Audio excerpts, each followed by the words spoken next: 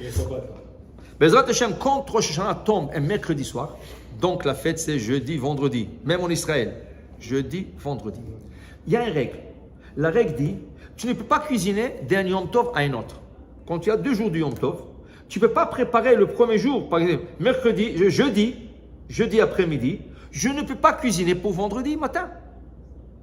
Ni pour le vendredi, ni pour le jeudi soir. Okay? Pourquoi? Un Yom Tov machin le chavero. Un Yom Tov ne peut pas préparer pour un autre jour du Yom Tov. Ok? Maintenant, le Yom Tov ne peut pas préparer pour un autre jour du Yom Tov et ne peut pas préparer pour le Shabbat. Comme le Shabbat, tu ne prépares pas dans la semaine, pour la semaine, ainsi les fêtes entre eux, et le Shabbat et les fêtes entre eux ne se préparent pas. Donc, quand tu as la fête qui tombe mercredi soir, jeudi soir, vendredi soir, ça va terminer, mais tu n'as pas une break, tu n'as pas une petite pause. Tu rentres directement dans le Shabbat. Et comment tu vas faire la dafina du Shabbat? Comment tu vas faire le manger du Shabbat? Tu vas cuisiner du frais, du bon, pour le Shabbat. Comment tu vas faire? Ah, je vais faire vendredi matin. Oui, mon ami, ça tu peux le faire dans l'année. Parce que le vendredi, c'est un jour profane. Tu prépares pour le Shabbat. Mais là, tu es dans la fête. Vendredi, c'est une fête. C'est Rosh Hashanah. Tu ne peux pas préparer de Rosh Hashanah à Shabbat. Donc, Chachamim, ils sont venus avec une takana, une instauration qui s'appelle Eruv Tavshilin. Mazé Eruv. En hébreu, Eruv, c'est les arev, mélanger. Tavshilin, c'est des mets. Tu peux avoir de la viande, tu peux avoir des légumes, des mets, des plats que tu cuisines. Eruv Tavshilin. On va associer, on va mélanger les mets. Qui veut dire, tu ne peux pas cuisiner de Yom Tov à Shabbat. Mais si tu as commencé à cuisiner avant Yom Tov, pour le Shabbat, après tu avais la fête, tu as le droit de prendre le mets, donc tu as préparé, et tu as le droit de terminer. Donc, qu'est-ce qu'on en faisant?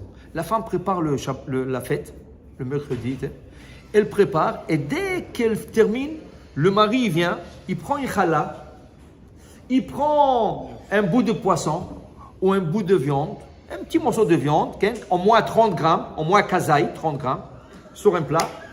Le pain et la viande, le poulet, ou le poisson, n'importe quoi, consiste d'un mets préparé pour le Shabbat. C'est comme si je commençais à préparer le Shabbat. Je fais une bracha. Baruch ata Hashem, Elokeinu melech haolam, asher kiddushanu mitzvotav v'tzivanu al eruv tavshilim. Je le garde, je le mets au frigidaire, je le mets dans un placard. Vendredi, je me rappelle de ça. J'ai dit, moi j'ai commencé à préparer mon Shabbat déjà mercredi, après-midi, au matin. Maintenant, tout ce que j'ai à faire, c'est terminé. Tu as le droit de faire même des nouveaux plats. Tu as commencé déjà la cuisson, la préparation du Shabbat. C'est pour ça que c'est Eruv Tavshilim. Je mélange le plat que j'ai pris avant la fête avec le nouveau plat que je veux cuisiner. Alors donc, ce plat, il te permet de continuer à cuisiner. Si tu ne l'as pas fait, tu ne peux pas cuisiner. Alors tu auras besoin de manger tout ce qui reste de la fête pour le Shabbat.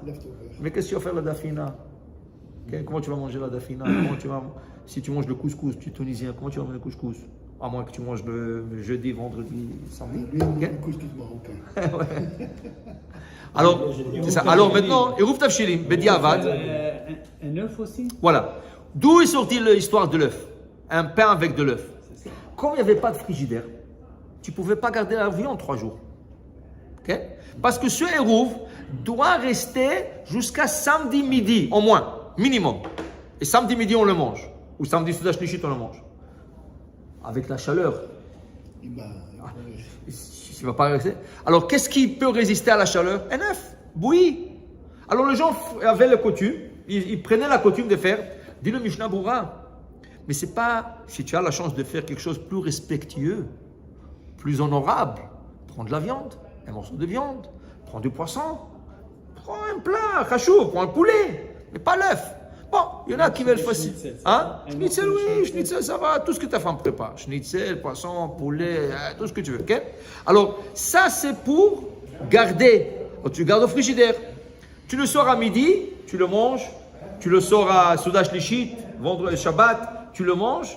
Et comme ça, tu fais le Eruv Tavshilim. Maintenant, si tu as oublié de le faire, qu'est-ce que tu fais? Alors, on te dit, Bedi Avad, a posteriori, tu peux compter sur le hérouf du rabbin de la ville. Le rabbin de la ville, qu'est-ce qu'il fait?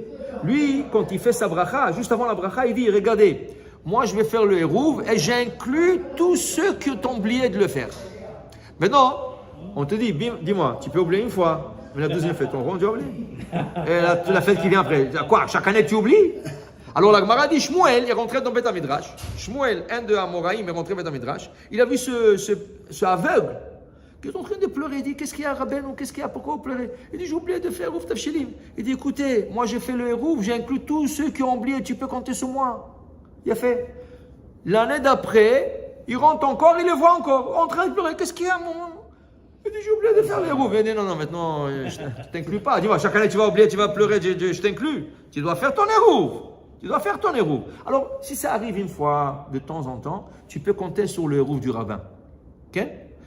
Maintenant,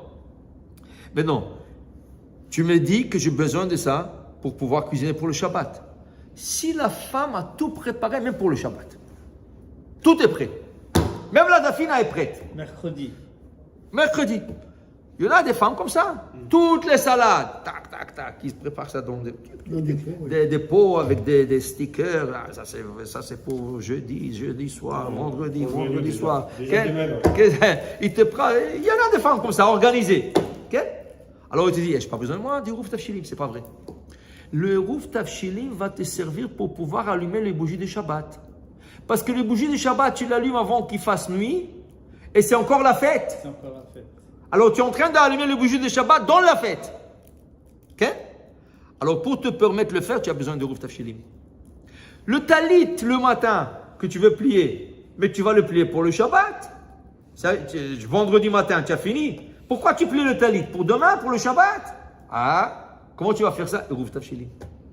Dit le Rav Vadia, une femme qui a tout préparé, le Shabbat même, le mercredi, elle a tout préparé, a besoin quand même de faire, le mari a besoin de quand même faire. Mais comme déjà tout est prêt, c'est rien que pour le bougie ou le talit, sans bracha. Rien que prendre la challah, le morceau de viande ou le poulet, et dire, voilà, ça c'est le Hérouf Tavshilim pour la fête, c'est tout. Sans la guide, sans dire, Asher Kiddushan Sotav. Pourquoi? Parce que tu as déjà tout prêt. Rien que pour les bougies, tu as pas besoin. Tu as besoin de le faire, mais pas besoin de faire la bracha. Okay? Alors pour vous dire, il ne faut pas oublier. C'est pour ça que toujours il faut un petit rappel. Et de plus, il faut se rappeler de le manger. La Gemara dit, une fois que tu as fait la mitzvah de faire le Hérouf Tavshilim, c'est un morceau de viande, pourquoi tu vas l'acheter? C'est un morceau de poisson, ou un œuf, n'importe quoi. Mange la souda shlichit. Mange-le le matin. Si tu ne manges pas souda shlichit, c'est avec le pain. Mange-le le matin, à midi. Okay? C'est ça, exact. Fais-le. Pourquoi? Tu as fait la mitzvah, fais le motzi. Alors là, tu gagnes 2 mitzvot sur la même challah.